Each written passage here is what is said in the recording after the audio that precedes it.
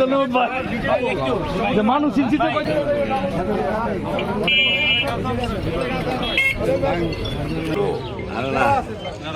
বেড়া কই বেড়া লাগবে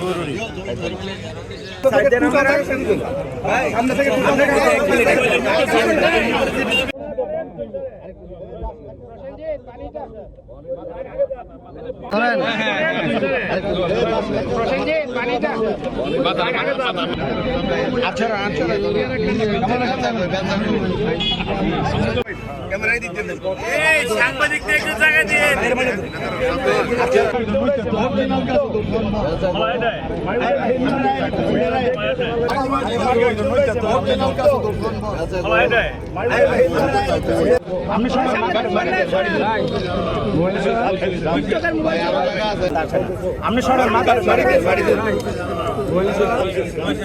আপনি হাতটা ছড়াও ভাই বাম সাইডে মোবাইলটা একটু সরাই নাও লেবার দিয়ে ইয়ে করে ঘিরে দিব আমরা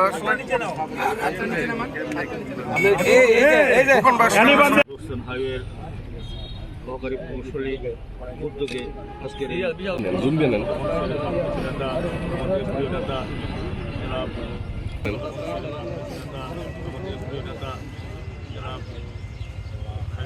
সদরের আসরে সমস্ত দিক থেকে আমাদের নেতা হাইওয়ের সহকারী প্রকৌশলী উদ্যোগে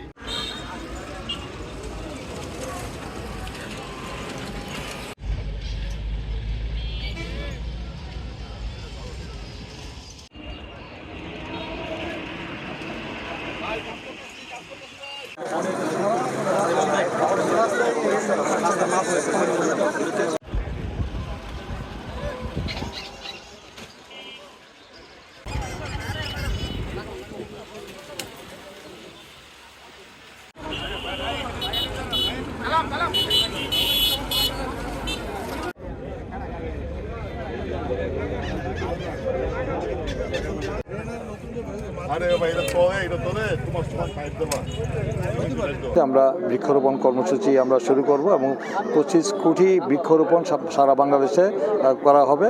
সেটার অংশ হিসাবে আমাদের নির্বাচিত হওয়ার পর আমরা জানেন যে আমাদের গত ত্রয়োদশ জাতীয় সংসদ নির্বাচনের আগে আমরা একটি দফা রাষ্ট্র সংস্কার মেরামতের রূপরেখার মধ্যে আমরা উল্লেখ করেছিলাম যে আমরা নির্বাচিত হলে আমাদের এই বাংলাদেশে আমরা বৃক্ষরোপণ কর্মসূচি আমরা শুরু করব এবং 25 কোটি বৃক্ষরোপণ সারা বাংলাদেশে করা হবে।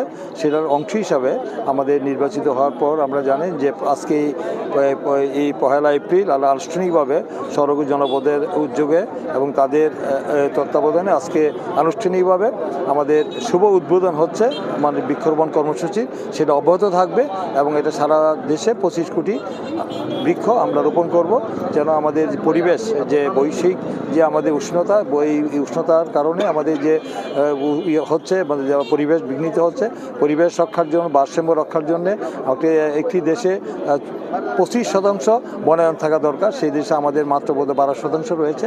তাই আমি মনে করি যে আমাদের এটা খুবই গুরুত্বপূর্ণ এবং এই গুরুত্বপূর্ণ কর্মসূচির অংশ হিসাবে সেটা অব্যাহত থাকবে। আমরা জানেন যে নির্বাচনের পূর্বে দেওয়া প্রতিশ্রুতি এবং আমাদের ইস্তাহারে যে আমরা বলেছিলাম যে আমরা নির্বাচিত হলে আমরা যে কাজগুলি আমরা করব, তার মধ্যে আমরা জানেন যে এই প্রায় 40 দিন হতে চললো এই সরকারের বয়স। এর মধ্যে কিন্তু উল্লেখযোগ্য আমরা দাবি আমরা করেছি, মানে বাস্তবায়নের কাজ শুরু হয়েছে, দৃশ্যমান হয়েছে। আপনারা জানেন যে ফ্যামিলি কার্ড ইতিমধ্যে আমরা বাস্তবায়ন করার জন্য কাজ শুরু হয়েছে। ফ্যামিলি কার্ড এবং কৃষক কার্ড দেওয়া হবে আগামী 14 তারিখে কৃষক কার্ড দেওয়া হবে। আপনারা জানেন যে 10,000 টাকা কৃষি ঋণ সুদ সহ মকুব করা হয়েছে এবং আমার হেলথ কার্ডও আমাদের দেওয়া হবে এবং খাল খাটা কর্মসূচি ইতিমধ্যে শুরু হয়েছে সারা দেশে, আমরা দেখতে পাচ্ছেন। এবং আমাদের যে প্রতিশ্রুতিগুলো দেওয়া হয়েছে সেই প্রতিশ্রুতিগুলি আমার পর্যায়ক্রমে সমস্তগুলো দৃশ্যমান হচ্ছে। বাংলাদেশের ইতিহাসে, পৃথিবীর ইতিহাসে একটি সরকারের এই অল্প সময়ের মধ্যে, এই 1 মাস 10 দিনের মধ্যে, এই অল্প সময়ের মধ্যে ইস্তেহারে প্রতিশ্রুতি অঙ্গীকার যেটা ব্যাখ্যা করেছে সেটা বাস্তবায়ন করা ইতিহাস অত্যন্ত বিরল। এই ঈর্ষণীয় এই যে সাফল্য, এটা ইতিমধ্যে সারা বাংলাদেশে মানুষের মন জয় করেছে, মানুষের হৃদয় জয় করেছে। এই বর্তমানে আমাদের দলের যে মাননীয় প্রধানমন্ত্রী এবং দলের চেয়ারম্যান তারেক রহমান, তিনি যে পদক্ষেপগুলো নিয়েছেন, তার যে যুগান্তকারী পদক্ষেপ, তার যে ডাইনামিক যে কর্মসূচিগুলো নিয়েছেন, সেটা বিরল এবং এটা দেশের মানুষ সারা বিশ্বে এটা প্রশংসিত হচ্ছে। আমরা আশা করি যে মানুষের যে দাবি, যে মানুষের যে আকাশচুম্বী যে প্রত্যাশা, তাদের যে সমস্যা নিয়ে তারা আমাদেরকে নির্বাচিত করেছেন, তা সেই নির্বাচিত করার পরে আমরা জনগণের কাছে আমাদের যে দায়বদ্ধতার জবাবদিহিতার অংশ হিসাবে আমরা পর্যায়ক্রমে মানুষের সকল দাবি দেওয়া আমরা ইনশাআল্লাহ এই গণতান্ত্রিক সংস্থা জনগণের নির্বাচিত হবে সেটা বাস্তবায়ন এই বৃক্ষরোপণ কর্মসূচি ইনশাআল্লাহ আমরা অব্যাহত রাখবো।